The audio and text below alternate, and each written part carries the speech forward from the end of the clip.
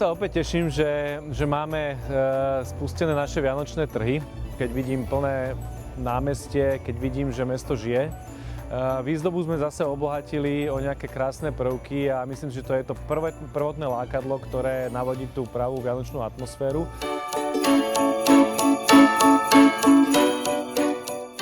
Oficiálne 10-dňové vianočné trhy s plným programom, kedy každý deň vystúpi nejaká živá kapela. A tento rok sme sa rozhodli, že ten program obohatíme aj o vystúpenia detí z našich základných škôl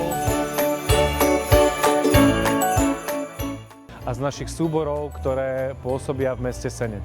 Toto je taká prvá novinka, ktorá sa týka hlavne toho programu. Opäť máme interaktívnu hru, ktorú deti poznajú už z minulého roka. Ja osobne musím povedať, že mojim deťom sa veľmi páčilo, tak ja sa teším, že funguje opäť. Máme kolotoč vianočný, takže pevne verím, že toto bude ďalšia vec, ktorá deti zaujme. Samozrejme stánky, občerstvenia, všetky dobroty, ktoré patria k vianočným trhom ako takým.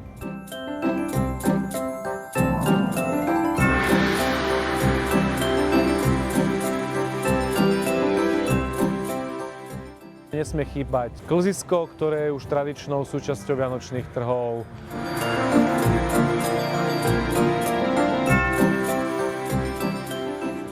Všetkým Senčanom, všetkým spoluobčanom prajem v prvom rade krásne prežitie vianočných sviatkov. Nech ich prežijú tak, ako si to predstavujú, v kruhu svojich rodín, v pokoji a v harmónii.